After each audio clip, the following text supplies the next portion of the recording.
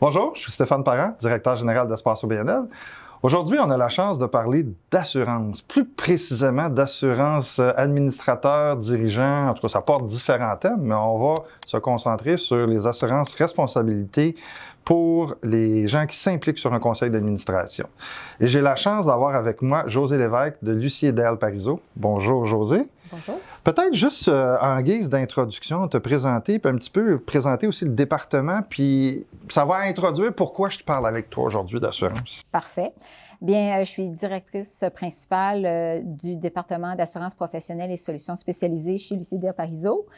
Et le rôle de ce département-là, c'est de fournir des courtiers spécialisés dans des lignes particulières qui incluent, comme par exemple la responsabilité des administrateurs et dirigeants.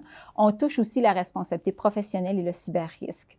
Notre rôle, c'est de s'assurer qu'on accompagne bien nos clients spécifiquement dans ces lignes-là. Alors, on n'est pas des généralistes, on est vraiment des spécialistes et c'est ce qu'on fait à tous les jours. Si je comprends bien, ça veut dire que dans le réseau de tous les courtiers qui sont à travers la province, qui sont souvent des généralistes, quand ils ont une question spécifique, ils appellent des spécialistes comme vous autres. Bien, je ne peux pas dire que les autres courtiers nécessairement nous appellent, évidemment, mais à l'intérieur de chez Lucier. Oui, c'est ce que je voulais dire, excuse-moi. Lucier, évidemment, on est 850 employés quand même. On a 26 succursales.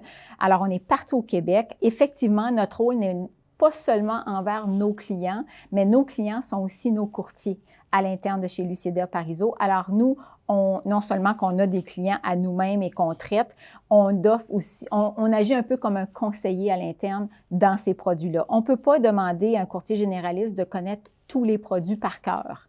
Et les produits en responsabilité des administrateurs et dirigeants, c'est un produit très spécialisé. Alors nous, on offre non seulement notre spécialité ou notre expertise à des clients externes, mais aussi j'ai des clients à l'interne qui incluent justement nos directeurs de compte et nos courtiers. L'assurance des administrateurs et dirigeants, c'est quoi ça? Parce qu'on entend parler, certains savent c'est quoi, certains pensent savoir c'est quoi. Il y a des mythes autour de ça, il y a des croyances et il y a de l'ignorance aussi.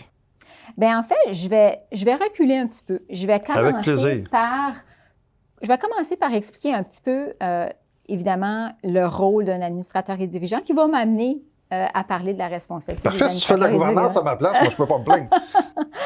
Alors, avant tout, les membres du conseil d'administration, les administrateurs et les dirigeants, leur rôle ultime, c'est de voir à la bonne gestion de l'organisme.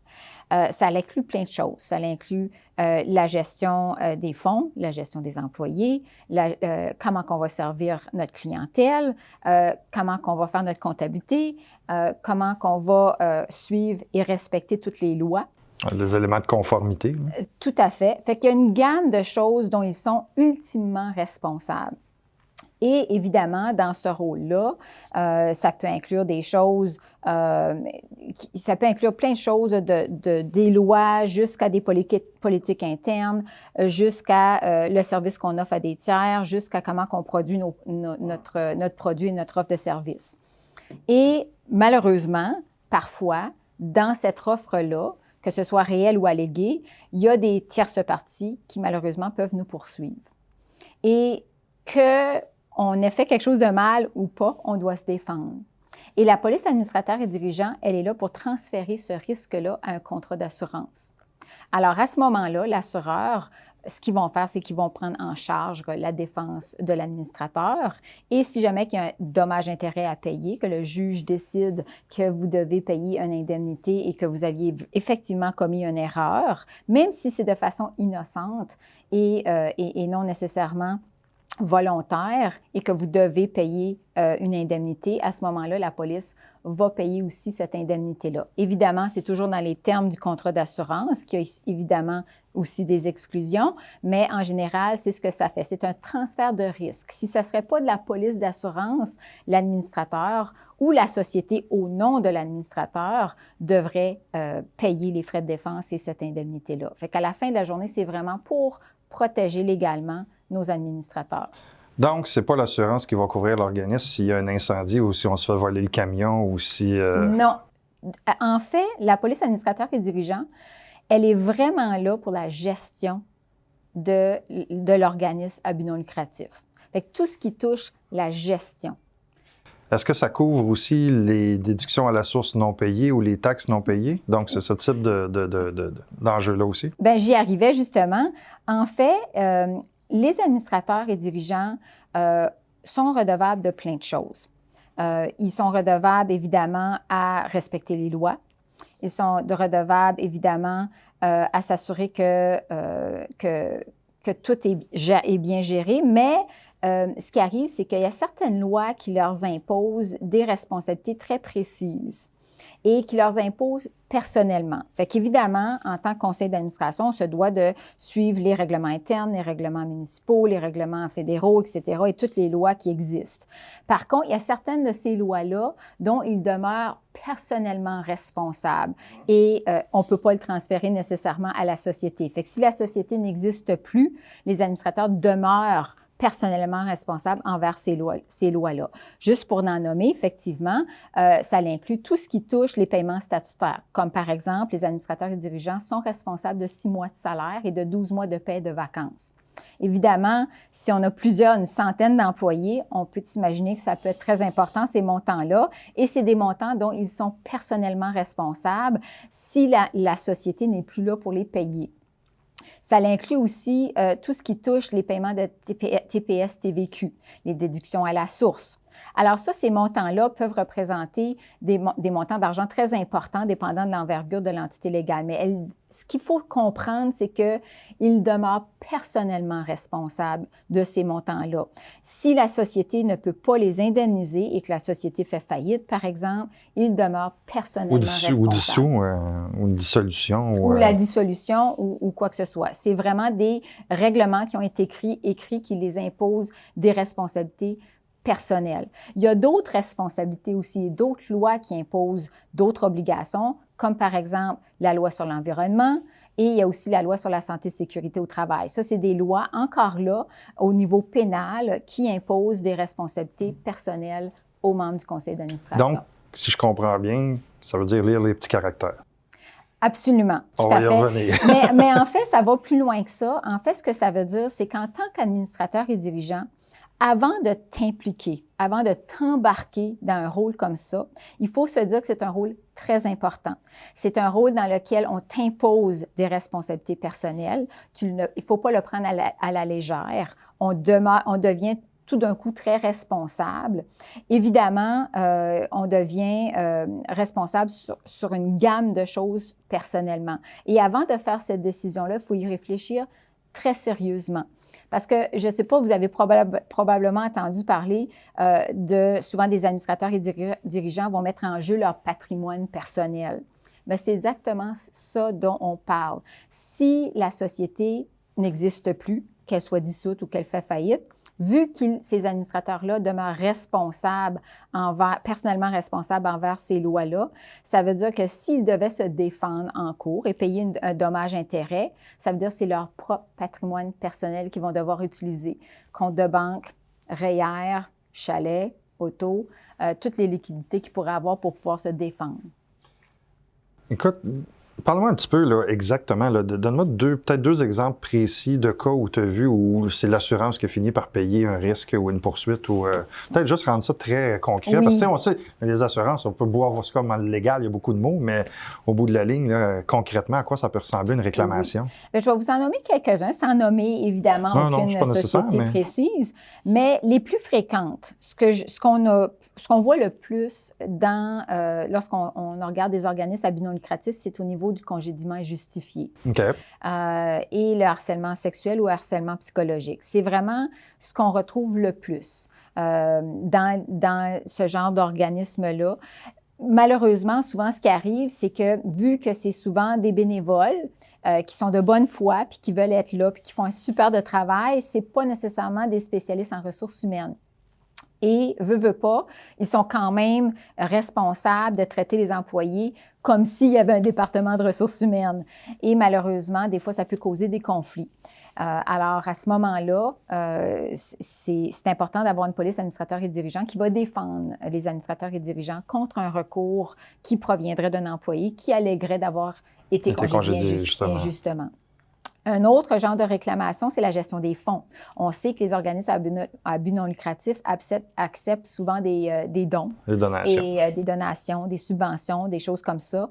Ce qu'on voit parfois, c'est que les administrateurs, encore là, souvent pas de mauvaise foi, vont utiliser ces fonds-là pour autre chose, se disant que bien, plus tard, je vais le remettre, puis on va utiliser ces fonds-là pour ce qu'on les avait reçus initialement. Mais, oups, quand vient le temps d'investir dans le projet en question, il ne reste plus d'argent. Alors, évidemment, souvent, le donateur va revenir contre les administrateurs pour avoir mal géré ce don-là ou cette subvention-là. Fait que ça, j'en ai vu aussi.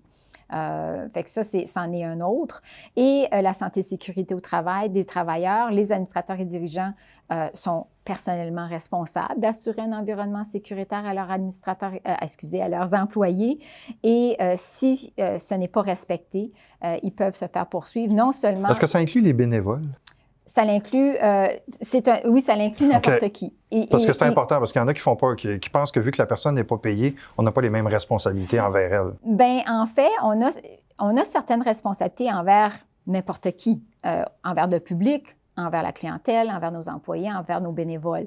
Évidemment, il existe des lois très précises qui existent. Évidemment, il y a des conseillers légaux qui peuvent vous expliquer exactement la teneur de ces lois-là, mais les administrateurs ont quand même automatiquement une certaine obligation de fournir un environnement sécuritaire pour n'importe qui va être sur ces lieux. Par contre, au niveau des travailleurs, ça, c'est vraiment une loi très précise au niveau du Code criminel. Alors, on a vu évidemment des réclamations où des employés se sont blessés parce qu'ils n'avaient pas le bon équipement, ils n'avaient pas l'équipement de sécurité comme des bottes, des masques. On parle du COVID présentement. C'est la grosse chose présentement. Est-ce qu'on fournit un environnement sécuritaire à nos travailleurs pour pas qu'ils contractent le COVID? Alors, c'est tous des enjeux super importants. Fait qu'en gros, c'est pas mal ce qu'on voit présentement, mais il y en a d'autres, évidemment. Il y en a des tonnes d'autres. Mais ceux-là qu'on voit le plus, c'est vraiment ceux-là. Ça illustre bien le principe aussi, je pense. Là, tes 3 exemples sont très valides. Ça coûte combien? Ça va être la question au bout de la ligne, là, tu sais. Oui, c'est souvent... Évidemment, pour des organismes à but non lucratif, le coût, c'est toujours très important. C'est difficile à mettre un montant d'argent parce qu'il y a plusieurs facteurs qui rentrent dans la tarification d'une prime en responsabilité des administrateurs et dirigeants. Il y a aussi les assureurs vont avoir une prime minimale. Les primes minimales peuvent commencer à 500 $, mais il y en a d'autres assureurs que ça peut être 1 000 $ dépendant des classes. Parce qu'on sait, un organisme à but non lucratif, il y en a des tonnes dans toutes sortes de domaines. Puis on s'entend qu'une base de plein air ou une maison des jeunes n'aura pas le même genre de risque qu'une fondation qui n'est pas ouverte au public. Là. Fait que le souscripteur, ce qu'il va regarder, c'est qu'il va regarder l'envergure de l'entité, la nature des opérations, dans quel domaine il œuvre, le nombre d'employés, aussi l'envergure financière et la santé financière aussi. Fait que le souscripteur va se faire un portrait global de l'entité et effectivement, ils ont des critères selon les classes de risque qui sont présentées. Mais pour mettre une prime, c'est très difficile. On peut avoir un très petit organisme à but non lucratif avec juste des bénévoles très tranquilles comme opération qui va être à 500 $, comme qu'on peut en avoir, j'en ai qui sont dans les centaines de milliers de dollars. Ça dépend effectivement des opérations. Un nouvel administrateur qui rentre sur un CA, il devrait valider quoi quand il rentre en poste? C'est une superbe question. Comme j'expliquais tantôt, c'est un rôle vraiment important. Pas non seulement envers l'entité, mais personnellement. Il faut comprendre qu'il y a des enjeux personnels quand on décide de devenir un membre du conseil. Fait que moi, je dirais la première chose qu'on doit vérifier, c'est quoi de se renseigner sur c'est quoi les rôles d'un administrateur et d'un dirigeant. Il existe des entités qui donnent des formations et qui conseillent les conseils d'administration sur c'est quoi leur rôle et leurs responsabilités. Les lois imposent des devoirs et des obligations. L'autre chose qui serait importante, c'est de se familiariser sur les lois internes. Évidemment, tous les organismes à but non lucratif ont une constitution. Alors, c'est quoi qui est la constitution? Les règlements généraux, effectivement. Alors, se renseigner sur les règlements internes, les lois qui touchent et qui ont un enjeu sur leurs opérations. Fait que si jamais que tu es un organisme à but non lucratif qui œuvre dans l'environnement, bien, ça serait bien de se renseigner sur les lois qui touchent l'environnement. sur la propriété intellectuelle, les lois sur la propriété intellectuelle. Fait que bien connaître son domaine, bien connaître ses opérations, évidemment, bien connaître aussi un peu de tout dans le sens de se renseigner. On est conscient qu'un administrateur ne peut pas connaître tout. Ce n'est pas des spécialistes dans tout ce qui touche l'opération d'un organisme à but non lucratif. Tu sais, il y a les ressources humaines, il y a les finances, il y a les opérations, il y a le manufacturier. On a une belle cartographie de tout ça qui circule. Là, effectivement. Que notre écosystème connaît bien. On ne peut pas demander à un administrateur et dirigeant de connaître tout ça. Par contre, ils ont l'obligation de se renseigner parce qu'ils sont ultimement responsables à la fin de la journée. Je te donne un exemple. Par exemple, on a un membre du conseil d'administration qui ne connaît pas vraiment les états financiers. Fait qu'il se dit, moi, c'est pas de mes affaires, je regarde pas ça. Je laisse ça au trésorier. Je laisse ça au trésorier, effectivement. Mais tu peux pas faire ça. Tu dois te renseigner. Tu n'es pas obligé d'être un spécialiste. C'est pour ça que des fois, on va demander est-ce que les états financiers soient préparés par un comptable, puis qu'un comptable vienne en parler de la situation financière ou imposer au trésorier de rendre des comptes. Et évidemment, d'expliquer la situation financière. C'est la même chose si tu ne t'y connais pas en ressources humaines, bien, tu dois aller chercher de l'information pour prendre des décisions réfléchies. Alors, tous les administrateurs ont le devoir de se renseigner. Alors, c'est important d'être prêt comme administrateur et dirigeant, de comprendre qu'ils ont un travail à faire et que ça vient avec des études, d'observation, d'aller chercher des renseignements pour faire les meilleures décisions possibles pour s'assurer que l'entité est bien gérée et bien administrée. Tu dis administrateur et dirigeant. Le terme dirigeant, j'aimerais ça que tu me le précises. Est-ce que ça couvre une responsabilité reliée aux directions générales, par exemple, ou aux autres employés qui sont en poste de direction? Encore là, une super bonne question. Le conseil d'administration est constitué avant tout d'administrateurs. Ensuite de ça, selon les règlements internes, on va nommer des dirigeants. Et souvent, ces dirigeants-là, c'est le président, le secrétaire, le trésorier, le vice-président. Tu parles des officiers, ce qu'on appelle aussi les officiers. Oui, effectivement. Dans le jargon d'une police d'assurance, on appelle ça des dirigeants, directors and officers. C'est ça, c'est les officiers. Alors, ces gens-là, c'est ce qu'on considère des dirigeants avant tout. Donc, les directions générales ne sont pas couvertes par ça. Pas dans le terme administrateur et dirigeant. Ceci étant dit, les polices d'administrateurs et dirigeants, quand on regarde la définition d'assuré, vont inclure l'entité légale, vont inclure les administrateurs, les officiers et souvent vont inclure l'équipe de direction. Mais il ne faut pas assumer nécessairement que le contrat va assumer la haute direction ou les membres de la direction. Donc là, c'est quelque chose que le DG, quand il va rentrer, ou quand elle va rentrer en poste, parce que souvent, on le sait, 75% féminin, devrait vérifier aussi. Absolument, tout à fait, parce que veut pas, cette personne-là a joué un énorme rôle dans la gestion de l'entreprise. Elle peut être poursuivie, évidemment. Alors, ça serait important qu'elle fasse partie de la définition d'assuré. Mais quand on parle d'administrateurs et dirigeants, on fait vraiment allusion aux administrateurs et les officiers selon les règlements généraux. Dernière petite question pour terminer. Est-ce qu'il y a des critères spécifiques où n'importe quel OBNL peut aller chercher une police de ce genre-là? En général, n'importe quel administrateur, n'importe quel organisme pourrait aller chercher une police d'administrateurs et dirigeants. Par contre, ça dépend de l'appétit des assureurs. Il y a des assureurs, par exemple, aujourd'hui, si on présente un organisme, par exemple une résidence de personnes âgées aujourd'hui, ça serait très difficile à trouver de l'assurance aujourd'hui. Par contre, il y a 3 ans, il n'y avait pas de problème. Dans 3 ans, dans le futur, peut-être qu'il n'y aura pas de problème non plus. Ça dépend de l'appétit. Mais il n'y a rien qui empêche un organisme à but non lucratif de pouvoir se trouver de l'assurance. Ou que peut-être qu'il y aurait des difficultés, comme j'expliquais, c'est la nature des opérations. Par contre, aussi, ça peut être la situation financière qui ferait que certains assureurs seraient frileux. Et aussi, ils seraient peut-être prêts à offrir une protection d'assurance, mais il y aurait des limitations. Ils ne seraient peut-être pas prêts à couvrir certains risques ou certaines portions de risques. Bien, merci beaucoup, Josée. Écoute, très passionnant parce que ça a un impact sur l'ensemble de ce que vous faites au quotidien. J'espère que vous avez apprécié. J'espère que ça vous en dit un petit peu plus. J'espère aussi que vous allez pouvoir appeler Josée si vous avez des questions ou un membre de son équipe. Donc, je vous souhaite une bonne fin de journée et j'ai hâte de vous revoir dans une de nos activités ou un de nos contenus. Bye bye.